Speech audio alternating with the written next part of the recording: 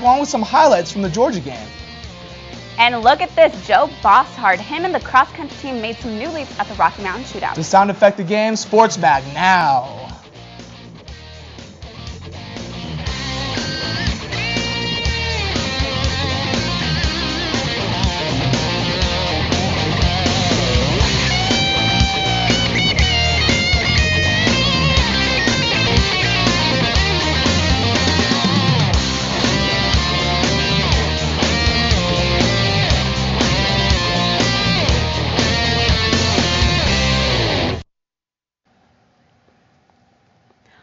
Welcome to a lovely edition of Sports Talk. My name is Anna Zuck. My name is Kai Cummings. Let's get things started with some football highlights.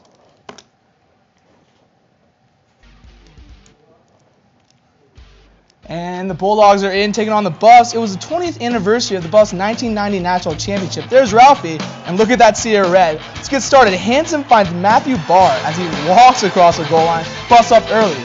Now look at Brian Lockers doing what he does best. 35 yards, scrambles down to the 1. Next play puts it in, busts up, 14-3. Look at this, Murray to Green.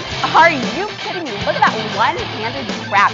Pair connected again for another touchdown pass, putting Georgia up 17-14 going into half. And during halftime, the 1990 CU team was honored for their winning efforts. Former coach Bill McCartney gave a really nice speech and was presented with the national championship trophy. You can see him here. Look at that hardware. He's happy. Third quarter, Murray to Marlon Brown in the end zone. Bulldogs now up by 10, leaving Ralphie pretty antsy. Hanson, he's trying to find someone. Scrambles, he runs. And he dives right there for a big TD. But look, here's Hawkins giving Behan a nice hug, celebrating a 2-point conversion. And this is just a nail in the coffin. Hanson to Stewart.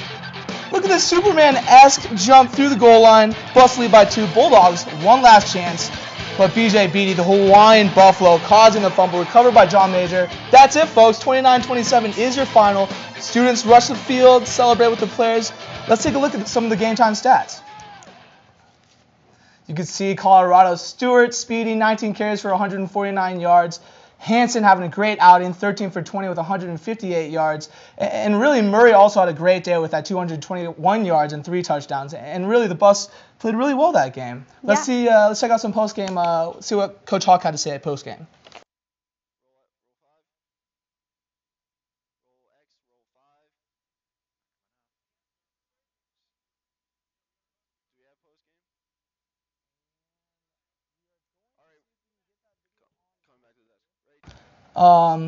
We're going to be back here right now. Okay, so 9 days after their season opener, Missouri's star running back Derek Washington was permanently suspended from the team after being arrested for sexual assault.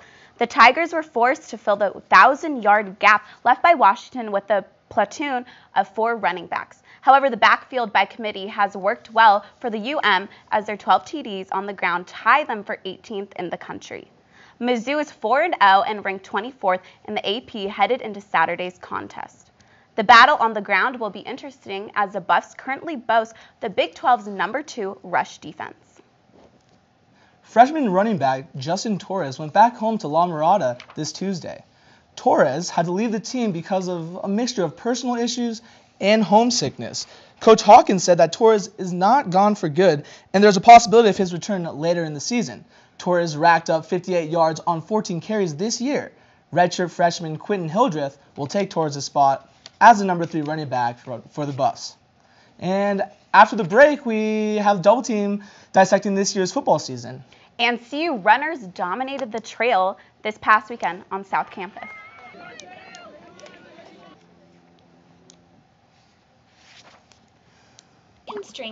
Big win this weekend, so let's head it over to Double Team. Yeah, Josh Rising and Rose Heafy will join us on the Double Team set.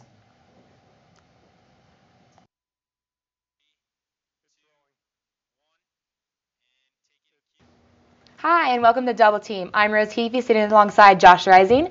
So we're going to talk a little bit football this week because we had a really big upset. CU beat Georgia last weekend, so that was really good. And it showed, they're starting to show some improvement. I mean, CU's already won 3 games. They're 3-1 in conference. They've already won as many games as they've won last year, and it just showed really good to be a team that was ranked so high at the start of the season. So what was really clicking for the CU offense against Georgia? Well, in this game here against Georgia, the Buffs were able to get a good running game going as they had 200 235 yards on the ground between Brian Lockridge and Speedy Stewart. In the running game, we saw that Brian Lockridge definitely was running with a little bit of purpose in between the tackles. But when Speedy Stewart came in, he was able to pick up 149 yards on the ground for the Buffs, and they were able to establish a good ground game for the Buffs. And with that, we were able to get a good passing attack going along with that. We were able to give Tyler Hansen some time in the pocket, and he was actually able to roll out with the play action passes, and he became a more proficient passer, being able to make the short passes and some deep passes as well. At the same time, too, Tyler Hansen, we saw him become a better quarterback in this game as well. I noticed that he was making some good decisions as a quarterback. He was definitely tucking the ball in if he didn't have any open receivers downfield, or if the pocket was starting to collapse, and if he felt the pressure come along, just tucked it in, and he just tried to pick up a couple yards with his feet. So in general, this offense, they just played a tough, grinded-out type of game. Exactly, and you saw that with the defense as well. I mean, B.J. Beatty had a really key strip of the ball in that last drive, killed all of Georgia's momentum, and they were threatening. And the Buffs thought there was a good chance that maybe they were going to lose the game, and came up with that key strip. We got the fumble, so that was really important. And also, there were 2 sacks in the game, so that just shows that they're putting a little bit of pressure on the quarterback. So definitely a threat there, yeah. And as well. But also, they didn't capitalize as much as they could have, because there were 3 fumbles in the game, and they only got 1 of those. So there were balls running around, falling on the not the balls running on the ground, but balls on the ground. You got to pick that ball up, try and get a turnover, get that offense right back in, and try and capitalize and score some points. And also, Georgia's quarterback, he was a freshman, Aaron Murray. He spent a little bit too much time staring down the receiver. He was telegraphing those passes, and the safeties, they need to recognize that, and they should have jumped on some of that and got some interceptions or deflected some passes. Put a little more pressure on the passing game, so we didn't have to rely so much on our defense trying to stop the run. And also, we also got a little help in the way that A.J. Green, who we thought was going to be a really big threat for wide receiver, he didn't get to play the whole game. So that was kind of a bit of a lucky break for the Buffs. But speaking of the quarterbacks, what can we expect from the Mizzou game? In this game against Missouri, we're going to see a really good quarterback in Blaine Gabbert, who is averaging 260 yards in the air, and he's got a quarterback efficiency rating of 142.96. And he's definitely having a great season so far, as in the spread offense that he's playing in, they have about 40, 50 passes per game, it seems like, and he's only thrown 3 interceptions to this point, and that says a lot about how efficient he is as a quarterback. He's also got a completion percentage of 68.2, so he's definitely doing a good job as a quarterback. And in the spread offense, the Buffs are going to have a tough time. In the spread offense, we're going to see a lot of 4 and 5 wideout sets, and so not only are they going to get to see Jalil Brown and Jimmy Smith at the cornerback positions, but they're going to see some of our our cornerbacks are not as experienced in our dime and nickel situations, so the Buffs are going to have a little tough time against a quarterback such as Blaine Gabbert. Exactly, but it's kind of a bit of a double-edged sword with the Mizzou offense. Because if we try and stop that passing game, they have a pretty good running game as well. They're rushing overall. They're averaging about 154 yards per game. That's a pretty good number right there. And the defense, CU's defense against Georgia, they showed that they're a little bit weak against the run. Against Georgia, they allowed 188 yards total, and that's just under 6 yards per run. That's almost a first down. If you put 2 of those together. So, well, actually, that's more than first down. But yeah. So the defense is definitely going to have to step that up. So they gotta especially try and stop that run, because the biggest problem is going to be that aerial attack coming from Blaine. So, but what can we expect from the Mizzou defense? Well, we're going to see a tough defense in Missouri. Missouri's got 3 guys that have 30 or 24 tackles to this point of the season, and they have one guy in Kenji Jackson who leads the team with 19 solo tackles. He has 2 interceptions at this point as well. And they also have some sack artists on the team too. Alden Smith, who has 3 sacks at this point of the season. So the Buffs are going to have a tough time playing up against the defensive line like the Missouri Tigers. So the Buffs are definitely going to have to try and handle these guys as well as they can, so they can establish the running game and try and get Tyler Hansen going with the passing game as well. Exactly. I think this week it's gonna be a tough game for the Buffs. Because you've got Blaine at the quarterback, and that's just gonna be really tough. So I think if they can effectively stop the quarterback, stop him from getting those passes in, there'll be a chance. I still think it'll be a close game, and as much as I love the Buffs, I might give the edge to Mizzou. I'm unfortunately, I don't know. What do you think about the game? I actually have to agree with you. I'm kind of thinking that the Buffs are going to have a little bit of trouble here against this offense, and I think it's going to be a shootout at some point in the game. And I don't know if the Buffs have the horses to keep up with them. I'm kind of actually looking at a 42-27 type of game. 40. Really? Missouri on top. Yeah. So that big? Don't know about the. Yeah, I just don't know about the Buffs today. I think I had a little more pride in the Buffs. Well. So the game is going to be tomorrow at 5 p.m. Mountain Time, so definitely for everyone to be able to catch that. And, so I think it's going to be a good, interesting game to watch. It's going to be a good game to watch. Definitely something to definitely spend your Saturday night, looking forward to. Exactly. All right, well, that's about all we have time now for Double Team. We're going to throw it back to the desk. Thanks, Josh and Rose. So the number 13 ranked women's golf team finished second at the Johnny Imes Invitational in Missouri on Tuesday. They tied Oklahoma State, finishing just 14 over par. Junior Jessica Wallace played a key role in the Buffs' success, taking third and finishing under par for the 5th time this season. Junior Emily Talley also played well, setting a new CU mark by finishing in the top 10 in 6 of the last 7 events. The Buffs hope to continue their success at home this weekend at the 13th Annual University of Colorado Heather Farr Memorial Invitational. Junior Emily Talley is tearing it up on the golf course. She added a second Big 12 Women's Golfer of the Month honor to her resume after some stellar play in September. She finished the month with 7 straight top 20 performances, a CU school record. Golf Week has her ranked 13th in the nation, and she's the highest ranked golfer in the Big 12. The Buffs, as a team, are ranked number 13 in the nation and look to continue their success at home. Talley and the Buffs play this weekend at the Colorado National Golf Club in Erie, Colorado. For the 12th straight year, CU Cross Country took home the men's and women's titles. They hosted the Rocky Mountain Shootout on CU's South Campus this past Saturday. For the men, sophomore Joe Bosshard led the field of 280 runners in the men's 8-kilometer course. 4th-ranked Buffs recorded 18 points to win the Division I team title, with Wyoming as a runner-up with 40 points. The 13th-ranked women also had an impressive performance. The group stayed together for most of the race, helping the Buffs record 16 points to defeat Wyoming for their team title. Laura Tremblay had to out-sprint teammate Emma Coburn to the finish with the 10th fastest time in course history. After the impressive showdown at the Rocky Mountain Shootout, the women's cross-country team moved up in national rankings. The U.S. Track and Field Cross-Country Coaches Association ranked CU at the 9th in the country, 2nd in the Big 12 only to number 4 Texas Tech, while the men's team continued to hold their ranking at number 4. Cross-country has the weekend off, but will be back in action on October 16th. Excuse me. Trivia question. After their impressive showing at the Rock, I'm sorry. The football team faces a tough challenge this week, but it's not as tough as this week's trivia question. When was the last time the Buffs football team won at Mizzou? Feel free to visit cusportsmag.com to vote for the answer. And coming up on Sports Mag, Natalie Deedon gives us an inside look at how sound affects the game. And we have some basketball news to get you pumped up for the upcoming season. The band was so loud, and with the band and the fans, it was full force on both sides, and they were definitely the 12th man in the field that day. Absolutely. With nerves high and vocals ready, and the opponents waiting, there's nothing like college game day. So keep your ears open, because I got a chance to check out what the sounds on game day are really like.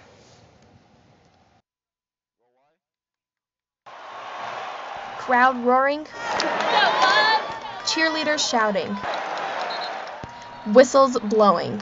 These are the sounds of game day. So you're playing dum-dum-dum-dum-dum, diggity-dum-dum-dum-dum-dum, and then you got the low brass behind you just blaying away, and you feel like this resounding in your chest. And that riveting feeling resides whether you're watching the game from home or live from the stadium stands. College football lives in the sounds of the game. But there's one sound that sets it apart from all the rest: the college marching band. For every down, the band plays a specific role, or drum roll if you will, to motivate both players and fans alike. The tradition of using music to motivate started back when the militia used drum rolls before they went into battle. Since then, the tradition has lived on as a tool of motivation. On game day, This field is not just a field, it's a battlefield. And the band is not just a band. It's the key motivational element that makes these warriors out on the field and those spectators up in the crowds get all excited for the game. The band is just what makes college football. Like pro football doesn't have it. You know, most pro sports don't have the band. That's something that really separates college football from the rest of the sports. Beyond the fans, it is the warriors out on the field fighting the battle who need the most motivation. And that's just what the band does for those athletes. Just feed off the energy, crunk music, you know, war music you might want to call, whatever you want to call it. And when we're on the field, we just feed off the crowd and the band, you know, we feed off all of that. The band is not only a tool for motivation, but also a tool for intimidation. I think it's definitely a scary thing when you're, trying to listen to the play calls, you're trying to figure out where you're supposed to be, and all you can hear is the other team chanting against you. And those chants from the band with the drums rolling, the trumpets sounding, and the tubas playing is what creates game day. Natalie Deaton, News Team Boulder. Game day at Folsom is one in its own. Absolutely. Now tell me, what is your favorite cheer that the band does? Oh, I have to say the tuba cheer. It gets stuck in my head every time, but I love it. It does indeed, and everybody else kind of said that too, band and fan members alike. Absolutely. I'm sure the fans feed off it just as much as the players do. And they do. Thanks, Natalie, very much. You're welcome. The Big 12 Conference has released the preseason basketball poll for the 2010-2011 season. The Kansas State Wildcats are at number 1 for the first time in the program's history. KSU received 10 of the first-place votes from the current coaches in the conference. With the other 2 first-place votes going to Kansas, even though CU is ranked number 9, Coach Tad Boyle will be counting on the dynamic duo of Corey Higgins and Alec Burks to lead the CU men's basketball team to new heights. Quick, what do Duke, Gonzaga, and Colorado have in common? Try multiple players on the Wooden Award preseason top 50 list. Released on Monday, senior guard Corey Higgins and sophomore guard Alec Burks made the list for CU. The pair joined former Buffs Donnie Bryce, Chauncey Billups, and David Harrison, who was the last player to receive the honor in 2003. The list for the award, which is named for the former UCLA coaching legend, recognizes the frontrunners for the trophy that go to the nation's best player at season's end. Basketball powerhouses Michigan State, Syracuse, and Purdue were the only other schools to get at least 2 players on the list. It was a tough week for Colorado soccer as the Buffs lost to 2 Big 12 competitors on the road, the Texas Tech Red Raiders and the Baylor Bears. The 1-0 match against Texas Tech last Friday was the first time the Buffs have lost in Lubbock, Texas since 1996. Tech scored on a corner kick early in the first half, and Colorado was unable to come back from behind. The Buffs were scoreless going into double overtime 2 days later against the Baylor Bears. But CU could not hold on as Baylor scored a game-winning goal in the 104th minute. The losses put Colorado at 5-6-1 overall and 1-2-1 in the Big 12 play. The volleyball team got served by the number 11 Longhorns in Austin on Wednesday. The Buffs were swept 3-0 behind 13 kills from both Rachel Adams and Amber Robertson. Junior Alyssa Valentine continued her stellar play with 23 assists, while Kara Schroeder tallied 8 kills. Texas notched 48 kills against the Buffs 27, but coach Liz Kritza remains positive that her young squad will continue to improve. CU returns to Boulder this weekend, hosting Baylor at 6:30 on Saturday. Next on Sports Mag, we're going to have some weather highlights for this weekend. Yeah, and also we have that trivia answer coming up, so stay tuned to Sports Mag.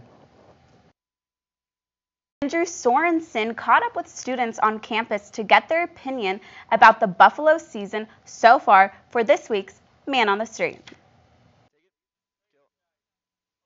Hi, I'm Andrew Sorensen. We've come out to campus today to see how the CU students feel about the Buffs revival and their upcoming game against Mizzou. Do you think the Buffs are going to break their losing season streak? They've got a good start. I think they could do it. Don't get their hopes up. They got some tough games, but I think they'll have a winning season. I sure hope so. I mean, I'm starting to get a little bit of faith in them this year, for sure. Well, I mean, with a record like 3-1, it's on the right path. I don't really keep track, but I've heard good things. And as far as like the record this season, they're doing pretty well. So. What do you think the score is going to be on Saturday against Missouri? Let's say 27-24 Buffs. I think we're probably going to lose, I'm not going to lie, but hopefully it's close, maybe 24 or 23, I don't know. I'm looking for a close score. I'm thinking maybe 21-24 CU. 27-39 us. Do you think Hawkins is going to keep his job next year? We'll see. I bet if he wins a couple more games this year, I'm sure he will. I personally don't think he'll make it, but if he does good, if he makes it to a bowl game, then I hope hopefully he will. I'd say if he has a winning season, probably, but if not, then probably not. Yeah. Looks like the Buffs' 3-1 record is going to keep the fans optimistic for the rest of the season. For CU Sports Mag, I'm Andrew Sorensen. This week marks the 20th anniversary of CU's infamous fifth down play. In 1990, the Buffs headed to Missouri with a 3-1-1 record and looked to win their Big 8 league opener. The Buffs were losing by 4 points with 2.5 minutes left in the quarter, and when the controversial play was called, the Buffs made it to the 3-yard line with 30 seconds and a fresh set of downs. The Buffs spiked the ball on first down, and then the following confusion off the field continued to make 4 more plays, including 2 runs, a spike, and the final run on 5th down of the drive where the Buffs scored the winning touchdown. The win catapulted the Buffs and allowed them to finish the season strong and go on to win the national championship. Did you figure out the answer to the trivia question yet? Well, hopefully you have. The question was, we asked, when was the last time the Buffs won at Memorial Stadium? The answer is in 2002, when CU beat the Tigers 42-35 in an overtime thriller. So that's pretty interesting. I didn't know that. Absolutely, I didn't know that either. Well, we have a big weekend in sports. The Broncos are playing. The Buffs are going to Mizzou. So hopefully the weather will. Yeah, Mandy Adkins actually has the weather on this segment of CU Sports Mag Weather.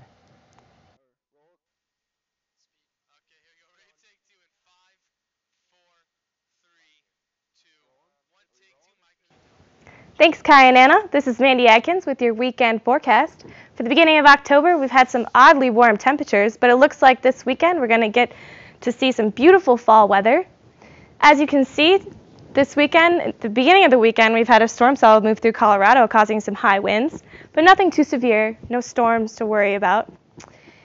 And for the rest of the weekend, we have a high-pressure system moving in from the northwest, which will give us sunshine and beautiful temperatures. It's the perfect weekend to get out and carve those pumpkins and get into the feeling of fall and Halloween. As for Boulder weather this weekend, we have the upper 60s for all the highs, and at nighttime we'll move into the lower 40s. It's a good weekend to still go out and hike, but I would suggest bringing a light jacket with you just in case. On the road this weekend, the Colorado Buffs are playing the Missouri Tigers in Columbia, Missouri. The game starts at 5 p.m. and they should have some beautiful weather with a high of 85 and sunshine. Hopefully the Buffs can bring home a win this weekend and break that on-the-road losing streak. Also on the road this weekend, the Broncos are in Baltimore playing the Ravens. The game starts at 11 a.m. on Sunday, and they will have beautiful weather at the high of 71. The Broncos are 2-2, and the Ravens are 3-1, so this matchup will be a really good game to watch. And that's it for your weekend forecast. Hopefully we'll all be able to go out and enjoy the beautiful fall weather. Well, that was an awesome weather segment. I'm really excited actually to see the Mizzou game on Saturday. Also, the Broncos are playing, and that should also be a really good matchup as well. Yeah, I'll definitely have both the games on the TV this weekend to see how they do. Yeah, and unfortunately the Rockies are out. But what teams are playing now? My San Francisco Giants are still in it very well. They'll be playing tonight, along hopefully deep into the postseason. So that should actually do us for us here on Sports Mag. I'm Kai Cummings. I'm Anna Zook. Thank you so much for watching this show. And I'm Mandy Adkins. Thank you for watching CU Sports Mag. We'll see you next time.